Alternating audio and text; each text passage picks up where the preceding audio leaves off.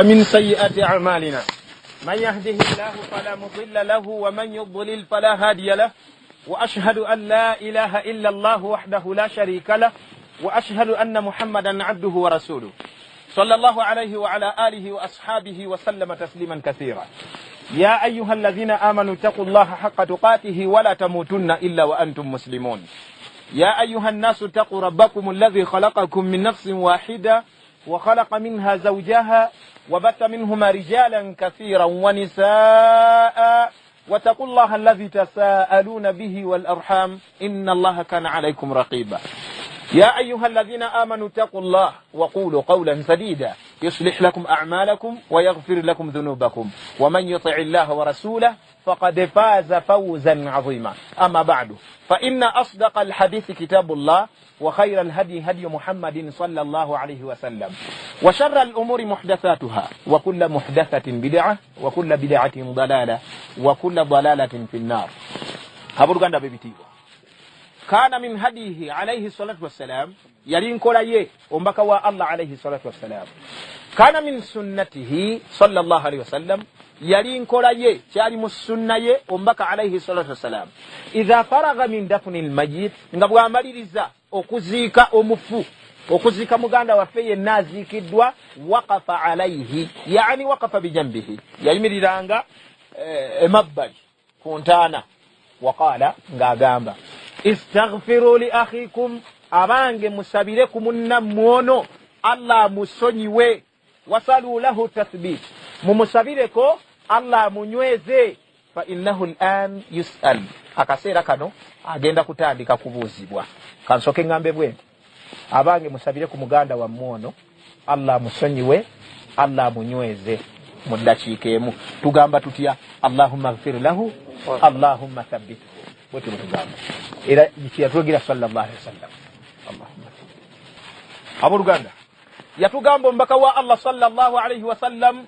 nti al-qabr ekitibwe entaane eno jemulaba awwal manzila chechife kisoka min manazil al-akhirah mubifo bya akhirah fa in naja min omwana adamu wano bwayita wo fama ba'dahu aysar ebidira bibera byangu wa in lam yanju min wano bwataita wo fama ba'dahu ashad ebidira bibera bizibu nnyo mu kiseera kino ng'ateekebwa wansi muganda waffe Adam Kasita Amir Division ومبكى صلى الله عليه وسلم من حديث يا براء ابن عازب رضي الله عنه مفهم نينge ndagisokola mukyenjagala kyokka biidhnillahi ta'ala kubange tandikanga egamba kunna fi jinazatin fi baqi'i al-gharqad dumuntu wali tugenze okuziika mu baqi'i ya gharqad limbo ye Madina je bayita baqi'u al-gharqad wazikibwa abasiraamu okuva mu bulamu bwa nabbi sallallahu alayhi wasallam ila al-an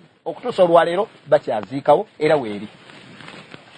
Al-Bara ibn Azib agamba ndi bwe twali tugenza okuziika munnaffe nga n'entaana ekyakolebwako munnaffe tumulinaawo fa ataana rasulullahi sallallahu alaihi wasallam ombaka n'atujjira alaihi salatu wassalam faqa'ada n'atula wansi wa qa'adna hawlahu naffe ne tutula nga tumwetoolodde naffe ne tutuula nga tumwetoolodde ka'anna ala ru'usina at-tayr nga ku mitwe gyaffe kulinganga okuliko obunyonyi lwaki yakozesa akanyonyi ashaddu hazran akanyonyi ke kasinga okubeera nti kabeera stede kaba kubunkenke nnyo wodira mukolu nga kadduka kakati bano baalinga min shiddati al-intibah olw'obutirivu bw'okubeera tension ku bigambo by'omubaka Muhammad sallallahu alaihi wasallama nga tebaagala na kwenyeenya nako nga balinganga balina akanyonyi nti bwe baneenyeenya akanyonyi kajja kubuuka n'ababulira ebigambo bingi omubaka Muhammad sallallahu alaihi wasallama yasooka gamba a'udhu billahi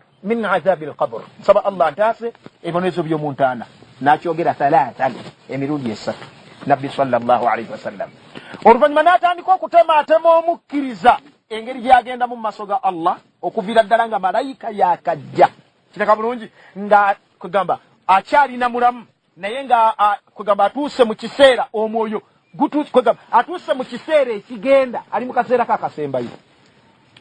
ke akasembayo yatematema omukkiriza n'atematema n'omukaafu omwononefu omunnanfuusi tusaba Allah subhanahu wa ta'ala ebyo nebitendo abitutaase.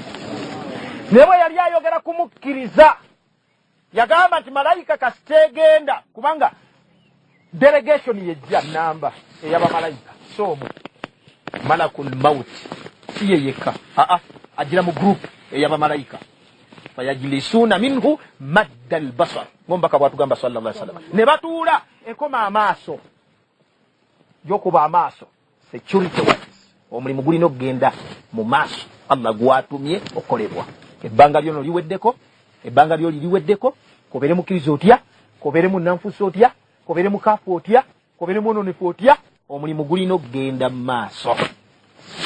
Malakul mauti yabavaamu nga ma'ahu kafanu min akfani aljanna ayine sanda nga ziba fasho buterevu mu jana. Saba Allah subhanahu wa ta'ala bino byetuwogera bitukirize ku muganda wa wa hanutun min hanutil janna ng'alina obuwoowo nga buva butereefu mu jana n'amusemberera hatta jalasa inda ra'sihi n'atuula ku mutwe gwe amakulu awali omutwe gwe ebbali bw'ati n'atandika okugamba omwoyo guli nti mwoyo gw'omulungi. Malakul mauti ali responsible mukujja gwe tukolamu ensobi abamu ne mutumuyita Israel ekitali kituufu. Obujulizi butulaga erinnya lye ye malakul mauti. N'atandika okwogera n'omwoyo guno ya ayyatuha nafsu at-tayyiba owange mwoyo gw'omulungi okhruji ila rahmatillah wa ridwan fuluma ogende eri okusasira kwa Allah ogende eri okukkiriza kwa Allah ogende eri okusonyiwa kwa Allah subhanahu wa ta'ala. Kiraka bulungi ne gutandika okufuluma omwoyo n'obwegendereza mu mpola mpola kasita gumaliriza okufuluma malakul mauti n'agufuna n'agussa fitilka alkafan musanda ziri wa dhalika alhanuf ne mu buwoowo buli obuwunya okukamala obukamazi. Nabbi atugamba sallallahu alaihi wasallam nti bali bamalayika abasigadde eri abatudde maddal basar ekoma amaaso tebaguleka mu mukono gwa malakul maut tarfata aini mutemya lwayisa olumu never nga bagumugyeko dda responsibility yiye ewedde kati ya delegation namba bagutwala maaso ga Allah subhanahu wa ta'ala ngomba kabwatugamba nti fayasaduna biha ne bagenda nabo ne bambuka nabo fala yamurruna ala mala'in min almalaika tebayita ku grupu yonna mu grupu y'aba malayika okujjako nga babuuza man hadha oyani mu ngeri y'okwegomba mu ngeri y'emizira ayiseewo mukoosi awonye agenze bulungi okiwulidde bano abagulina delegation ne bagamba fulan ibn fulan gundi mutabani wa gundi bi ahabbi al-asma allati kanu yusammunaha fi dunya namanya amalungi ennyo omusiraamu ono ge yayitibwanga mu duniya. Adamu kasika saba Allah kirize babuuze nti man hadha oba baberenga babuuziza man hadha anyoyo nga bano baanukula Amiri division Allahu akbar nga bano baanukula imamu masjidi salaf Allah nga bano babanukula nga bagamba seeka bimaana alkalima kubanga ono gwolaba nange mulinako obujulize nina omuntu bwe nenyumirizaamu atantawanyaka wallahi seeka muzayinzo kiwako obujulizi naye amulina naye ng'ensonga musajja ono wallahi musajja ono nga yakola kinene abantu babajja nateetaawo ono eyebase wano saba Allah akkirize baberenga bagamba nti seeka baberenga bagamba nti omulungamya w'abantu bi ahabbi al-asma n'amanya amalungi allati kanu yusammunaha fi dunya ge bamuyitanga ku duniya. Bwe bamaliriza ne bagenda ne bagulibwawo emiryango gy'eggulu bakonkona wonna wonna mizira cepe jamba afande muyiseewo paka we batuuka ewa Allah subhanahu wa ta'ala. Ekyafayo kiwanvu naye tetujja kigenda wala nyomba kasala salama yatematema ne kumuki ne mukumuono nefu omunnanfuusi omukaafu yebyo bibeera bitya wallahi bibeera bibi kubanga ziri essanda ze bajja nazo kumukkiriza ate wano bajja na biwero ebisiimuula ebiziina nga bivaamu antan ekivundu ekitabangawo ku dunia, ekitabangawo ku dunia ne bamuwambusa waggulu. Ani oyo? Fulani ibn fulani, gundi mutabani wa gundi, bi akbahil asma, n'aganya agasinga obubi ge bamuyitanga ku dunia. Bwe batuuka ku ggulu ne bakonkona, ani nti gundi, oyo please mutusonyiwe, talina gy'alaga, tebibeeraga byamukkiriza. Omukkiriza kati saba bayisawo buyisa neggulu eddala paka ewakoma ebitonde nga Allah tabaraka wa ta'ala ate ali waggulu. Naye omukaafu omwononefu awo tasukkawo ku eryo lyolengera. Kireka bulungi? Awo takuvuga. Allah kyagamba nti la tufattahu lahum abwabu ssama. Abo abashiriku, abannanfuusi, abalyazaamaanya, abajirimu bo tebagenda kugulirwawo miryango gya ggulu. Wala yadkhuluna aljanna hatta yalija aljamalu fi sammi alkhiyat. Kiremesa kubanga teriyo kulindirira engamiye emala okuyita mu katuli k'empiso mbu balyoke bayingire ejjana, kuba tekijja kusoboka, tekiribaayo. Kitegeeza nti bagenda kubeera muliro bugenderevu na bugenderevu. Baddu ba Allah tabaraka wa taala ombaka yatugamba nti limithili hadha, abooluganda ekifaanana bwe kiti fa'iddu, mukyetegekere tubeere nga kugamba nasta'iddu limithili hadha alyawm, tweteekerateekera olunaku olufaanaganako nga luno. Bwe yatugamba mu aya nankani mu hadisi endala jabange akthiru min dhikri hadhihi al-lazzat, bannange muyitirize nnyo okujjukira qati' al-lazzat, akutulawo ebiwooma. Emmere n'ogirya nga tekyawooma, sukaali mu caayi mwali naye nga tekyawooma, ebintu byononese. Tuyitirize nnyo wano okujjukirawo, tuyitirize nnyo wano okujjukirawo.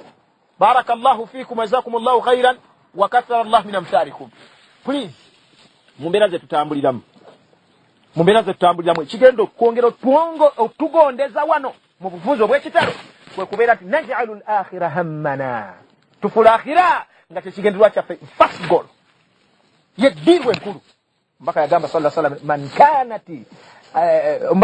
man ja'ala al-humuma hamman wahida hamma al-ma'ad, bodira wasiwasi yenno wa buli kika n'omufulamu wasiwasi omu n'atuuka ku maaso ga Allah tabaraka wa ta'ala ng'akusiimye eddunia tekuwugula kutuuza busiraamu bwo. Okimanyi nti enkyodda wa Allah kafahu Allahu hamma duniyahu, Allah amuyambako n'amumalira wasiwasezi w'eddunia atagandika, omuyitirivu okukamala obukamazi. N'abamuntu waman tasha'abat bihi al-humum fi ahwali ad-dunya, nayo ye dunia gwegabana mu wasiwasezi ow'enjawulo ow'eddunia. Kino bino tabijjukira kona ki dalasa tizimukwata kone tumubuulirira ali bize emirimu na lam yubali llahu fi ayi audiyatihi halaka. Allah tebimukwata fa oba zikirira mu nsi yawa oba zikirira atya atende. Baddu ba Allah tabaraka wa ta'ala wano muganda folwalira agenzeeyo enkyagwe lulinze sekabdukalimu yebase wali bamaseeka baffe ab'ebitiibwa ab'ebbeeyi, wallahi saba Allah akkirize bebasa awo, saba Allah akkirize. Tusuubira nti kulimu waffe, tusuubira nti be balungi baffe, Adamu bye babadde bamwogerako temuli kibi. Wa in kana nti ng'omuntu ayinza okuba nga abaddeko ki, era gyensonga lwaki bwe tuba tumusaalira tusaba Allah subhanahu wa ta'ala akole ki, amusonyiwe byamusobako. Siba kiri ng'omuntu abalungi baffe babeera nga bagenda nawe bewakakasaako nti mutufu balungi, ate ggwe ate nze tekisoboka. Wallahi kisoboka. Abooluganda kitubeere mu bwongo, tutegekere akafo kano bannange. Omubaka yagamba sallallahu alaihi wasallam nti dunia saa, ene dunia gye tuli kaseera buseera nga weyajudde dda fattakhidha ta'a, akakaseera akatono ennyo kafuule kutya Allah, kaweyo omugabo gw'okutya Allah nga guwera nga gutegerekeka. Abooluganda barakallahu fiikum wa jazakumullahu khairan wa kathara Allah min amthalikum. Allahumma ighfir lahu, Allahumma thabbituhu. Eno sunna y'omubaka sallallahu alaihi wasallam. Abasalafu mukimanyi nti bwe twogera sunna tetutegeeza nti ayagala akole, ayagala aleke. Si bwe kitwe kiri. Wa in kana nti waliwo sunna ezimu nga oli bw'aba kikoze afuna empeera, bw'aba takikoze tafuna musango. Naye ekyo si ye sunna yokka. Mulimu sunna ezeteeka. bannange engatto ate twaddamu ebyokujja mulimbo ate ne tubeera nga twagayala ku ngatto twaddirira eyo sunna tugizza obujja bwe tuyingira wano twekweka munankani mu kawaayiro oba munankani yegamba nti darura nga waliwo ebiggwa nga waliwo ekipa nga waliwo nankani ne twekweka omwo naye fil haqiqa tuddemu tuteke sunna eyo mu nkola engatto tuzijjenga ya akhi Adamu abadde n'engatto wallahi la yajuzu ogenda n'engatto ne tugeza tukizuula nti ayina engatto tugisima ne tumujjamu engatto alina genda nga bwe yazaalibwa kati engatto tekikufuukira ekyebbeeyi ennyo okusinga ekinnya kino kyoba obala nti kyekyebbeeyi ennyo wa ku saidi yo gy'oli bannaye nekisembayo ddala barakallahu fiikum ekisinga obukulu gye tuli ng'abasiraamu yenzikiriza yaffe ekisinga obukulu gye tuli ng'abasiraamu ye ddiini yaffe ekisinga obukulu gye tuli ng'abasiraamu bwe busiraamu bwaffe bannange tubutwale nga kyekisinga obukulu tukkirize kyekisinga obukulu gye tuli mahma yakun al amr ne bwe kiba ki totunda busiraamu ya akhi totunda basiraamu ya akhi wallahi bibakuwa byonna ne bwe kibeera kifaanana kitya kitono nnyo ku ddiini yo ku nzikiriza yo gikuume nnyo ogenda okwebaka wano allah wallahi ng'ogenze nayo kubanga n'agenda nayo khalas agenda kuba mazi biidhnillahi taala nizira wallahi aliko tasbiti ya Allah tusaba Allah subhanahu wa ta'ala unamunywezi ngabo yatugamba nti yuthabbitu Allahu alladhina amanu bil qawli thabit fil hayati dunya wa fil akhirah subhanakallahumma wa bihamdik ashhadu an la ilaha illa anta astaghfiruka wa atubu ilayk assalamu alaykum wa rahmatullahi wa barakatuh